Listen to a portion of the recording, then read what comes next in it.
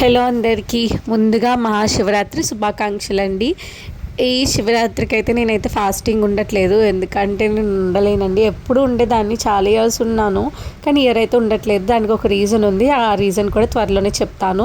నేనైతే ఇంకా ఆలు ముద్ద ఫ్రై చేస్తున్నాను. బంగాళదుంప బాగా మ్యాష్ చేసుకోండి, ఉడకబెట్టుకుని దానిలోనే కారం, పసుపు, ఉప్పు కూడా మిక్స్ చేసుకోండి.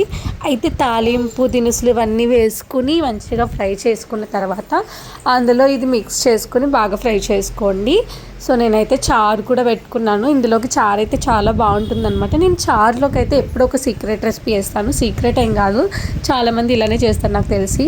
జీలకర్ర, వెల్లుల్లి, పెప్పర్ కూడా వేసి దంచుకుని ఈ చారులో మిక్స్ చేస్తాను. మీకు చారు ప్రాసెస్ తెలిసిందే. టొమాటోస్, కొత్తిమీర, ఆనియన్స్ ఇవన్నీ కలిపి వాటర్లో చింతపండు కూడా వేసుకొని మంచిగా బాయిల్ చేసుకున్న తర్వాత లాస్ట్లో ఈ పౌడర్ వేసుకుని దింపేసుకోవడమే. బాగుంటుంది.